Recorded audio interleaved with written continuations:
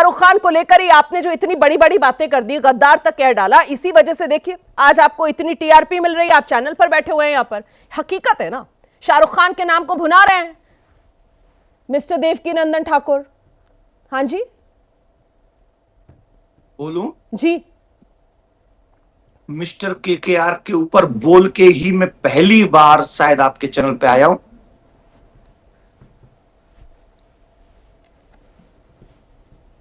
बोलिए ना, इससे सुन पहले रही हूं मैं कभी आपके चैनल पे नहीं आया। नहीं, तो विवादित बयानों को लेकर तो पुरानी, बिल्कुल मैं कह रही हूं, लगातार आप सुर्खियों में रहते हैं। उसकी वजह से मुझे पहचान मिल गई, वाह, उसकी वजह से मुझे भारत की नागरिकता मिल गई। अगर मिस्टर केकेआर नहीं होता तो मैं तो भूखा मर जाता। क्या बातें कर रही हैं आप? हाँ, क्या बातें कर रही हैं आप? तो फिर क्यों कहा गद्दार? शाहरुख खान को गद्दार क्यों कह दिया? पहले तो आप भी पूरा सुन के आया करिए मैंने क्या कहा है। क्या कहा? मैंने गद्दार कभी कहा ही नहीं। अच्छा जी, मैंने गद्दार भी नहीं कहा है। हाँ। मैंने सिर्फ मिस्टर केकेआर कहा है। पाकिस्तान से बहुत प्रेम है, आप ही ने कहा, शाहरुख खान का।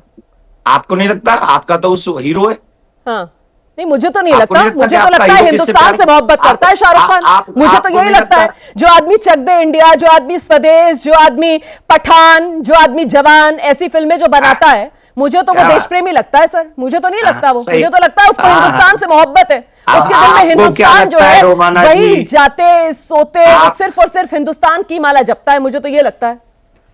आपको तो लगेगा ही रोमाना जी, हम भी समझ सकते हैं, और आपको लगता है ये अच्छी बात है, वो लगा रहे, लेकिन हमारी दृष्टि में एक नागरिक है भारत का, ये बड़ा दिलचस्प था। रोमाना जी को ही लगेगा, रोमाना जी ही समझ सकती है ये क्यों बनती है कि प्रत्येक नागरिक को ये क्यों, बताइए ना देवकीनंदन जी। बहुसंख्यक हिंदू अरे देवकीनंदन जी बताइए तो, रोमाना जी को ही क्यों लगेगा का ध्यान? ऐसा तो नहीं है कि रोमाना जी, क्योंकि रोमाना इसार खान है इसीलिए रोमाना जी को शाहरुख खान ऐसा ही लगेगा। हाँ देवकीनंदन ठाकुर, आपको सिर्फ मुसलमान आप कर रही हैं। मैंने एक भी बार मुसलमान और हिंदू नहीं कहा, और आप जब से आई हैं सिर्फ और सिर्फ उसी मूड में आई हैं कि मैं ऐसा बोलूं, लेकिन मैं ऐसा नहीं बोल रहा हूं। मेरा दर्द सनातनियों को है, बांग्लादेशियों में हत्या हुई है उसको है, मेरा दर्द वो 6 वर्ष की बच्ची है जिसे जिंदा जलाया गया है। मैं आपसे सिर्फ पूछ रहा हूं, ईमानदारी से आप बताइए, आप रोमाना खान है, आई अंडरस्टैंड, ईमानदारी से बताइए, वो जब जिंदा जलाई गई 7 साल की बच्ची और वो तमाम बच्चियों के साथ दुष्कर्म हुआ और मंदिर तोड़े गए, आपको दर्द नहीं हुआ? ईमानदारी से बताइए। अच्छा, ईमानदारी से सुनेंगे आप?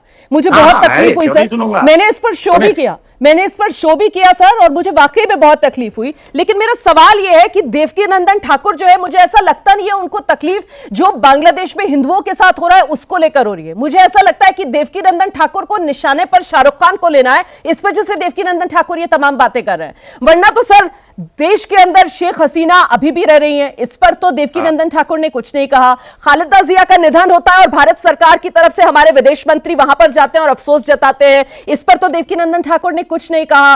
बीसीसीआई को तो देवकीनंदन ठाकुर ने गद्दार नहीं कहा। जब ऑपरेशन सिंदूर ऑन था और भारत और पाकिस्तान के बीच क्रिकेट मैच चल रहा था, तब भी देवकीनंदन ठाकुर ने कुछ नहीं कहा। बांग्लादेश के साथ हमारे रिश्ते अभी भी जस के तस बने हुए हैं, भारत सरकार बांग्लादेश के साथ अपने रिश्तों पर विचार करे, ऐसा भी कोई सुझाव देवकीनंदन ठाकुर की तरफ से नहीं आया। इसलिए मैं तो सवाल पूछूंगी ना, आइए कोई सलाह भारत सरकार के लिए देंगे आप?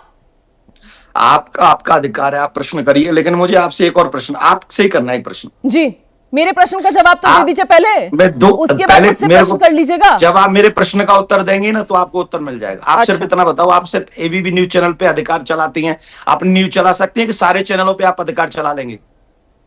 तो मैंने तो वही पूछा ना, तो मतलब आप सिर्फ शाहरुख खान पर ही चला सकते हैं अपना जोर? नहीं, इसीलिए मैंने पहले ही सवाल पूछा था। जो हम लोग भारत के भीतर रह रहे हैं, भारत के भीतर जो भी गतिविधियां हो रही हैं, उन सबके साथ हम जो कर सकते हैं, जो हमारी सामर्थ्य है उसके अनुसार कर सकते हैं, वो हम करते रहेंगे। और सिर्फ बांग्लादेश में नहीं, पूरे विश्व में जब जब भी जहां जहां भी सनातनियों के साथ बुरा हुआ है, देवकीनंदन की आवाज उठी है। और बहुत धन्यवाद देवकीनंदन ठाकुर जी, हम तो चाहते हैं कि आप इसी तरीके से सनातन के हक में आवाज उठाएं, लेकिन इस बात का ख्याल रखें कि हिंदुस्तान जिसकी अपनी गंगा जमनी तहजीब है और जो देश संविधान से चलता है, वहां हिंदू और मुसलमान वाला जो एजेंडा है, गंदा घटिया राजनीति का एजेंडा, उसको आगे बढ़ाने का काम ना करें। बहुत धन्यवाद देवकीनंदन ठाकुर जी हमारे साथ जुड़ने के लिए।